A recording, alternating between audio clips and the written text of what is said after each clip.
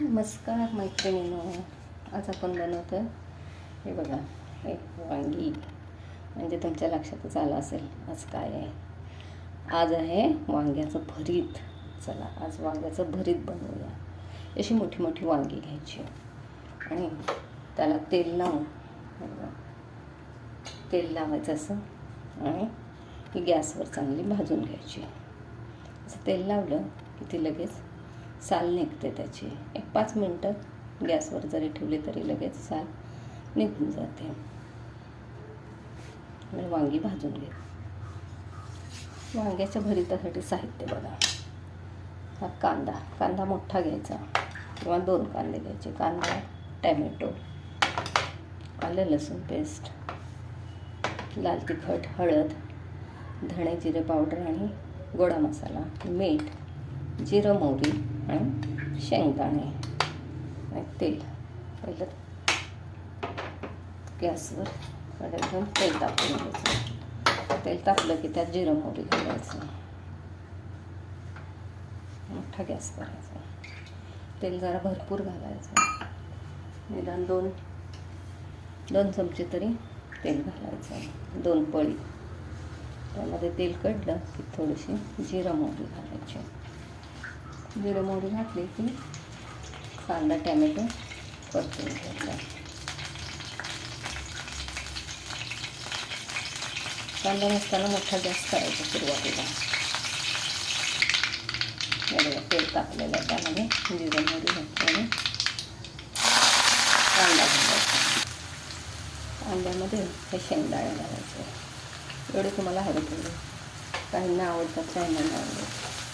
काही जण तळून घालतात. तळून घातले तर आणखी छान लागतात. यामध्ये शेंगदाणे आणि आलं लसूण पेस्ट घालायची.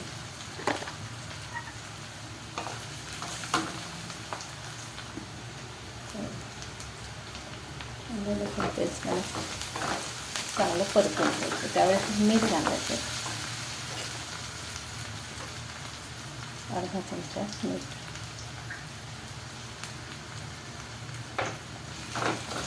कांदा टॅमॅटो चांगला परतून घ्यायचा. कांदा चांगला बदामी रंगावर परतून झाले. आता त्यामध्ये टॅमॅटो घालायचा. कांदा टॅमॅटो चांगला परतून घ्यायचा. आता टॅमॅटो पटकन शिजण्यासाठी, असे टॅमॅटो मोठा दिसतो तो दिसून ते शिजण्यासाठी त्यावर जरासं झाकण टाकून 1-2 मिनटं शिजवून घ्यायचा टॅमॅटो. त्यामुळे कसं एकजीव होतो. फार पौष्टिक रेसिपी आहे.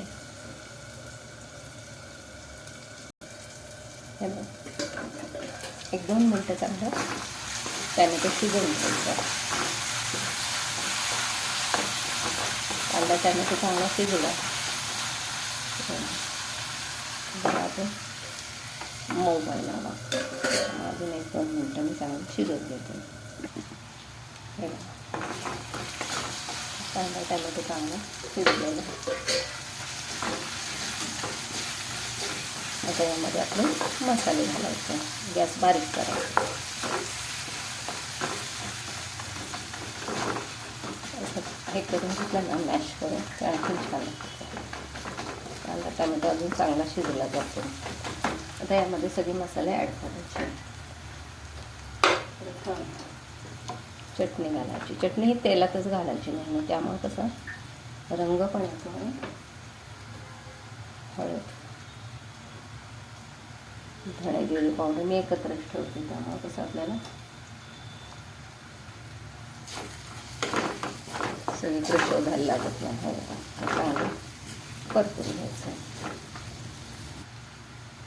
कांदा भाजेपर्यंत आपण हे मला कढीपत्ता राहिलेला, तसंच असं वजन टाकता एखादी गोष्ट राहिली तरी चालू शकते. चांगलं परतून घ्यायचं. कांदा भाजेपर्यंत वांगं भाजलेलं असतं ना, आपण ते सोलून असं मॅश करून घ्यायचं. अजून खूप छान दिसते. आता वांगी खूप भरपूर मिळतात, त्यामुळे ही वांगी चवदार असतात. काही वेळेला भाज्यासुद्धा चवदार असल्या तर त्या आणखीन चवदार. पावसाळ्यात भाज्या अशा भरपूर असतात, पण पाणी भरपूर असतं, त्यामुळे या चवदार लागत नाही. असं चांगलं मॅश करून घ्यायचं. वांगं इकडं मसाला 1-2 मिनटं चांगलं. तुमच्याकडे टॅमॅटो नसेल तर तुम्ही कोकम असतं ना, ते थोडंसं घालायचं. कोकम, गूळ, त्यामध्ये थोडीशी मी साखर घालते, किंचित साखर घालायची, त्यामुळं चव आणखीन वाढते. आता बऱ्यापैकी आपला मसाला परतून झालेला आहे. त्यामध्ये टाकायचं हे मॅश केलेलं आहे. थोडीशी कोथिंबीर घालायची आधी. खूप छान रेसिपी आहे. माझी भेजाची रेसिपी आहे ना, थोडंसं पाणी घालायचं आहे, त्यामुळे काय होतं मसाले एकजीव होतात. बघूनच तोंडाला पाणी सुटतं, त्यामुळं रेसिपी नक्कीच एकदा करून बघा. काही वेळेला वांग्यात ना बिया असतात, त्या बिया आपण कधी कधी काढून टाकायच्या. जास्त मोठ्या बिया असल्या ना तर त्या काढून टाकायच्या.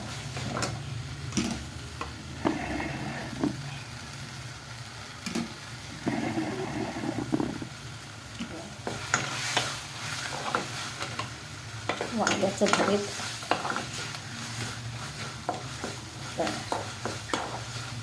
रेसिपी आवडल्यास लाईक करा, शेअर करा, सबस्क्राईब करा.